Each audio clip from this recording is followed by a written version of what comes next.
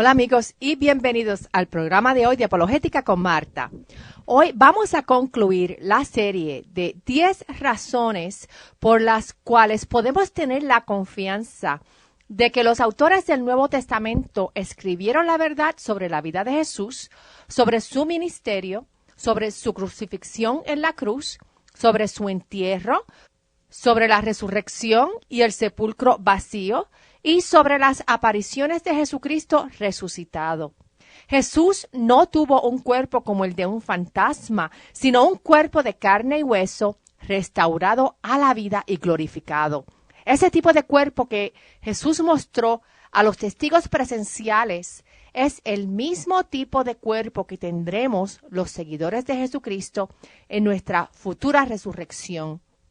Para los que no pudieron escuchar los primeros 2 segmentos de esta serie, pueden visitar mi página en apologeticaconmarta.org o en nuestra página en Facebook, y allí encontrarán los enlaces de programas radiales en archivo disponibles para que los escuche y los comparta con sus familiares y amigos. La razón número 9 por la que podemos tener confianza que los autores del Nuevo Testamento escribieron la verdad es que ellos escribieron sobre los milagros como si fuesen cualquier otro evento histórico. Ellos describieron los milagros con simplicidad y sin exageraciones. Cuando uno lee detalles milagrosos que son detalles extravagantes y exagerados, esas son señales de que un relato histórico contiene elementos de leyendas. Cuando los padres de la Iglesia certificaron que libros serían incluidos en el canon del Nuevo Testamento, ellos se aseguraron de solo incluir libros que verdaderamente fuesen inspirados por el Espíritu Santo y dieran recuento real de los eventos históricos.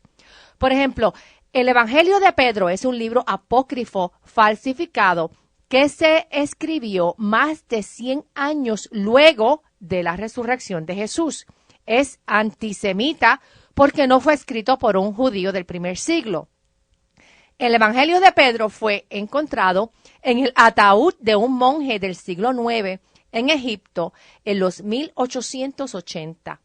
Se puede notar que ese evangelio contiene grandes exageraciones y detalles inventados cuando en una parte dice que luego de la resurrección de Jesús, la cabeza de Jesús se extendía hasta las nubes y que había una cruz que hablaba.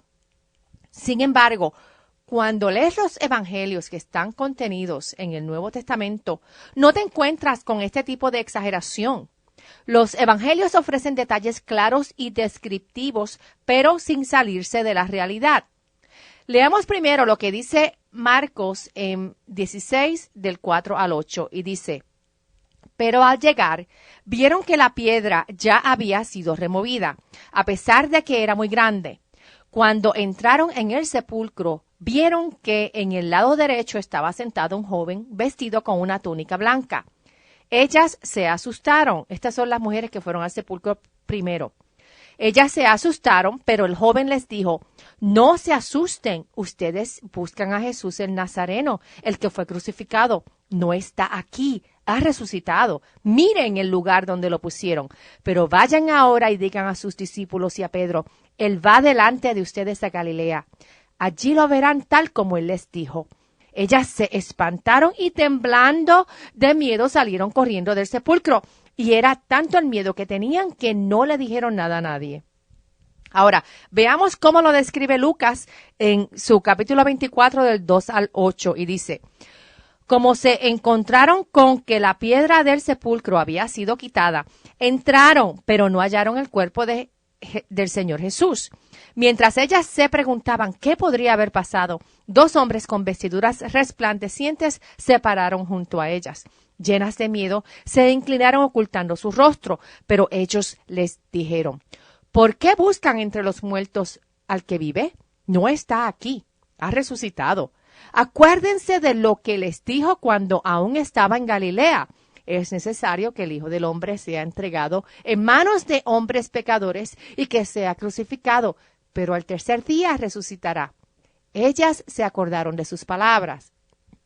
Y si vamos al Evangelio de Juan, del 20 capítulo 20 del 1 al 12 dice: el primer día de la semana, muy temprano, cuando todavía estaba oscuro, María Magdalena fue al sepulcro y vio que la piedra del sepulcro había sido quitada. Entonces fue corriendo a ver a Simón Pedro y al otro discípulo, aquel al que Jesús amaba. Y les dijo: se han llevado del sepulcro al Señor y no sabemos dónde lo han puesto. Pedro y el otro discípulo salieron y fueron al sepulcro. Corrían los dos juntos, aunque el otro discípulo corrió más aprisa que Pedro y llegó primero al sepulcro. Cuando se acercó para mirar, vio los lienzos puestos allí, pero no entró. Tras él llegó Simón Pedro y entró en el sepulcro y vio los lienzos puestos allí. Pero el sudario que había estado sobre la cabeza de Jesús no estaba puesto con los lienzos, sino enrollado en un lugar aparte. Entonces entró también el otro discípulo, el que había llegado primero al sepulcro, y al ver todo eso creyó. Y es que aún no habían entendido la escritura de que era necesario que él resucitara de los muertos. Y los discípulos volvieron a sus casas, pero María estaba afuera, llorando junto al sepulcro. Mientras lloraba, se inclinó para mirar dentro del sepulcro y vio a dos ángeles con vestiduras blancas, que estaban sentados donde el cuerpo de Jesús había sido puesto. Uno estaba a la cabecera y el otro a los pies. En el Evangelio de Mateo, capítulo 28, del 2 al 7, dice: de pronto hubo un gran terremoto, porque un ángel del Señor descendió del cielo, removió la piedra y se sentó sobre ella. Su aspecto era el de un relámpago, y sus vestidos eran blancos como la nieve. Al verlo, los guardias temblaron de miedo y se quedaron como muertos. Pero el ángel les dijo a las mujeres: no teman, yo sé que buscan a Jesús, el que fue crucificado. No está aquí, pues ha resucitado, como él dijo. Vengan y vean el lugar donde fue puesto el Señor. Luego vayan pronto y digan a sus discípulos que él ha resucitado de los muertos. De hecho, va delante de ustedes a Galilea, allí lo verán. Ya se lo he dicho. Como vemos en los 4 evangelios, ninguno contiene exageraciones que puedan ser acreditadas a historias inventadas o leyendas. La resurrección es el evento central y es el fundamento del cristianismo. Como dijo Pablo, si la resurrección no fuese cierta, estuviésemos perdiendo el tiempo y nuestra esperanza no tuviese fundamento, y aún estuviésemos en nuestros pecados. Si la historia de la resurrección de Jesús hubiera sido un invento para convencer a los incrédulos y escépticos, los autores del Nuevo Testamento hubiesen escrito historias mucho más largas y detalladas. Los evangelistas fueron bien simples en sus discursos y en lo que escribieron y describieron. Ellos testificaron que el sepulcro estaba vacío, que Jesús se apareció vivo entre ellos en cuerpo material y glorificado, y no inventaron detalles de los eventos. Ellos no se pusieron a decorar la historia de la resurrección con detalles irrelevantes. La última razón por la que podemos tener la certeza de que los autores del Nuevo Testamento escribieron la verdad es que ellos abandonaron sus creencias y prácticas previas. Esas eran creencias y prácticas sagradas que ellos habían mantenido desde pequeños, y ellos adoptaron unas nuevas creencias y prácticas. Ellos no negaron sus testimonios, aún bajo gran persecución y amenaza de muerte. Fíjate que los autores escribieron que Jesús hizo milagros y se levantó de la muerte, pero también dieron evidencias de sus testimonios. Primero que nada, ellos de la noche a la mañana abandonaron sus creencias anteriores. Estas creencias y prácticas habían sido observadas por el pueblo judío por más de 1500 años y de momento las cambiaron. Por ejemplo, primero tenemos el cambio en el sistema de sacrificio de animales. El pueblo judío hacía sacrificios de animales para el perdón de los pecados. Sin embargo, ellos reemplazaron esa práctica para siempre, debido a que ahora ellos vivirían bajo el sacrificio perfecto y permanente del perdón de los pecados mediante el sacrificio de Jesús en la cruz. Los seguidores de Jesús también cambiaron la obligación hacia la ley que Moisés le había dado al pueblo judío. Ahora ellos veían que la ley no tenía ningún poder porque era la vida santa y sin pecado que ahora los santificaría. La ley de Moisés dejó de ser obligatoria porque tenían una nueva vida en Cristo y Cristo cumplió con absolutamente todos los requisitos de la ley a perfección. Los seguidores de Jesús también cambiaron su concepto de monoteísmo. Ahora ellos adoraban a Jesús como a Dios y no consideraban que adorar a Jesús, quien era 100% hombre y 100% Dios, no era una blasfemia. El monoteísmo fue cambiado por el concepto de la Trinidad, que es 3 personas en una esencia divina. Ya con Jesucristo ellos habían recibido la revelación completa de la Trinidad. Los seguidores de Jesús también cambiaron el día de adoración. Ya no se reunían el sábado, sino que se reunían el primer día de la semana, que era el domingo. Anteriormente, según Éxodo 31, verso 14, ellos consideraban que el quebrantamiento del sábado era castigado con muerte. Previamente, el pueblo judío esperaba a un Mesías que conquistaría militarmente y sacaría al pueblo judío del yugo romano. Pero Jesús fue lo opuesto, a un Mesías conquistador. Jesús fue la oveja del sacrificio. Y en su segundo regreso será cuando Jesús vendrá como el Mesías conquistador con todo poder y con toda gloria. Los seguidores de Jesús también cambiaron la práctica de la circuncisión y la reemplazaron por la práctica del bautismo como una señal de que la persona tomaba parte en el nuevo convenio. La circuncisión era parte del antiguo convenio. Ellos también comenzaron a llevar a cabo la comunión como un acto de recordar a Cristo como el sacrificio que perdona sus pecados. Fíjate que este acto de la comunión hubiese sido inexplicable a menos que la resurrección fuese cierta. Luego de la resurrección y cuando se expandió el Evangelio, la iglesia creció rápidamente. Miles de judíos cambiaron sus creencias por estas prácticas completamente nuevas en su cultura. Esto no hubiese sucedido si la resurrección no fuese cierta. Ahora, no solo ellos cambiaron sus costumbres y creencias sagradas, sino que ellos también sufrieron una enorme persecución y muchos perdieron la vida porque rehusaron negar la resurrección de Jesús y que Jesús es Dios, el Mesías. Pedro, que anteriormente fue un cobarde cuando negó a Jesús 3 veces, luego de Jesús ser arrestado, fácilmente pudo haber cambiado su historia de la resurrección cuando fue amenazado de crucifixión. Pero Pedro eligió la muerte y la verdad. Santiago también fue apedreado a muerte porque se rehusó a negar la resurrección y deidad de Jesús. Pablo prefirió también la muerte antes de negar a Cristo.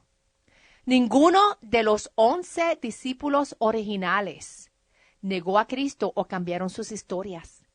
Ellos no hubiesen dado sus vidas si la resurrección hubiese sido una mentira inventada por ellos. Es cierto que personas dan sus vidas por algo que creen y piensan es cierto. Pero una persona con la cabeza en su lugar no va a dar su vida por algo que sabe es mentira. Hay una diferencia enorme entre creer una mentira y saber que algo es mentira. Los testigos presenciales al Cristo resucitado sabían con 100% certeza de que Jesús había resucitado. Ahora, hay personas que dicen que como los musulmanes se suicidan por sus creencias, entonces el islamismo debe ser verdad.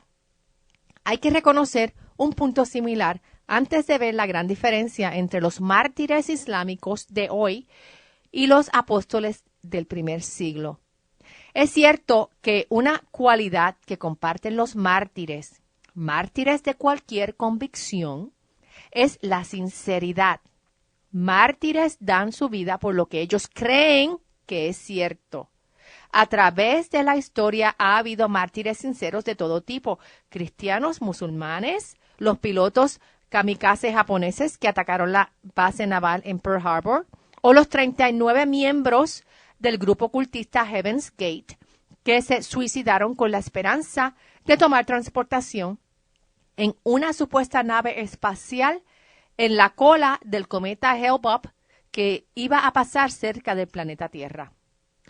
Todos estos mártires sinceramente creían en sus causas. Pero existe una diferencia enorme entre todos estos mártires y los mártires del cristianismo en el Nuevo Testamento, que va más allá de una simple sinceridad. Y es que los mártires del Nuevo Testamento tenían evidencia, escuchaste, evidencia de que la resurrección de Jesús fue cierta y real. ¿Y por qué? Porque los mártires del Nuevo Testamento fueron testigos presenciales de Jesucristo resucitado. Ellos no estuvieron dentro del sepulcro en el momento que Jesús se levantó, pero cuando las mujeres fueron al sepulcro, ellas lo encontraron vacío. Cuando Juan y Pedro fueron al sepulcro, ellos lo vieron vacío. Pero el sepulcro no es la evidencia principal de la resurrección, aunque es importante. Y es que cualquiera pudiese haberse robado el cuerpo y haber acusado a los discípulos o a alguien más de que se robó el cuerpo, dejando un sepulcro vacío. Lo importante es que fueron las apariciones de Jesús vivo ante las mujeres, las apariciones de Jesús ante los discípulos, las apariciones de Jesús ante Santiago, ante Pablo y ante más de 500 personas. Todas estas personas, nombradas en 1 Corintios 15, dieron evidencia de que Jesús se había levantado de la muerte con un cuerpo físico glorificado. Él no fue un espíritu o un fantasma. Él fue levantado con cuerpo físico que se podía tocar y que podía ingerir alimentos. Ellos podían verificar la evidencia con sus 5 sentidos. Ellos lo vieron, lo tocaron y lo escucharon hablar. Esta es una evidencia empírica que dio fundamento al martirio de los cristianos del Nuevo Testamento y testigos del Cristo resucitado. Básicamente, en lenguaje simple, ellos tenían pruebas por lo que voluntariamente se sometieron a persecución y martirio para promover una verdad innegable. Los mártires del islamismo o de cualquier otro sistema de creencias son sinceros, pero ellos no poseen pruebas o evidencias de testigos presenciales a eventos milagrosos que corroboren si el islamismo es cierto. Ellos tienen que aceptarlo por tradición, no porque el origen de la creencia fue por eventos supernaturales que constituyen un verdadero mensaje de Dios. Y mucho menos ellos tienen una corroboración a sus declaraciones como la tiene el cristianismo con la resurrección de Jesús. Las personas que conocieron a Mahoma no fueron testigos de eventos milagrosos en la vida de Mahoma. Si van a Surra 3 del 181 al 184, o Surra 4, 153, o Surra 6 del 8 al 9, o el 17 del 88 al 96, indica que cuando Mahoma fue retado a hacer milagros para confirmar que él era un mensajero de Dios, Mahoma nunca aceptó el reto. Él indicó que él era solamente un hombre e implicó que el Corán lo autenticaba a él como un profeta. Cualquier persona puede hoy escribir un libro sobre sí mismo y llamarse a sí mismo profeta o Dios.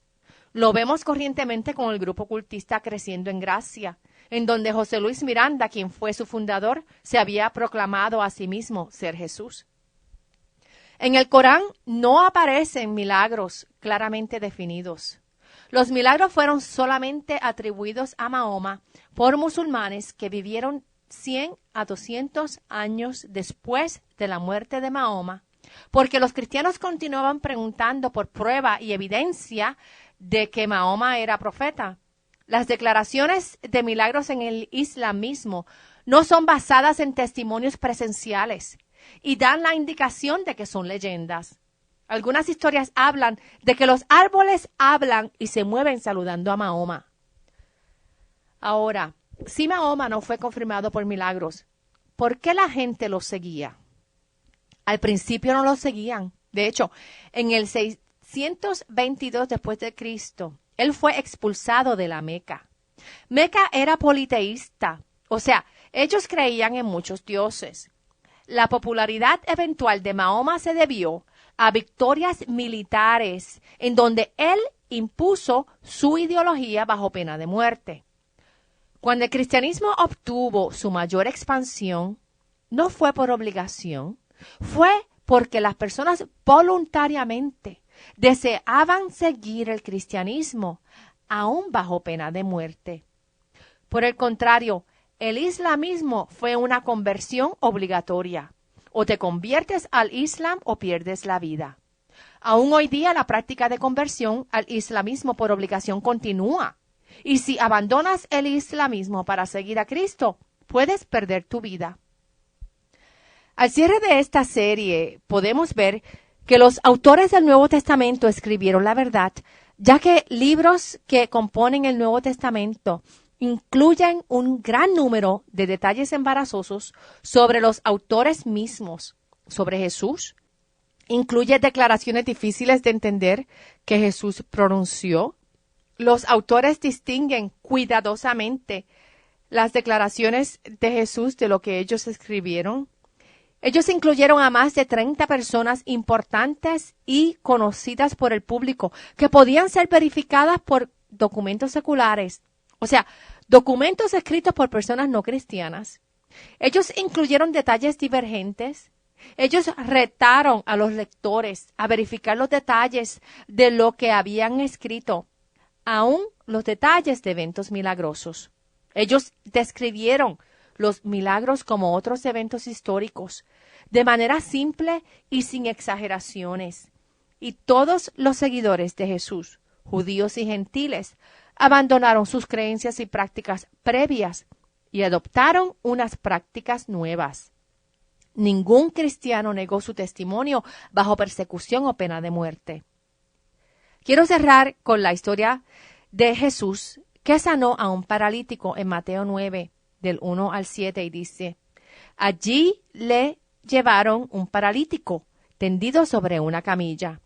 Cuando Jesús vio la fe de ellos, le dijo al paralítico: ten ánimo, hijo, los pecados te son perdonados. Algunos de los escribas se decían a sí mismos: este blasfema. Pero Jesús, que conocía los pensamientos de ellos, dijo: ¿por qué piensan mal dentro de ustedes mismos? ¿Qué es más fácil? ¿Que le diga los pecados te son perdonados o que le diga levántate y anda? Pues para que ustedes sepan que el Hijo del Hombre tiene autoridad en la tierra para perdonar pecados.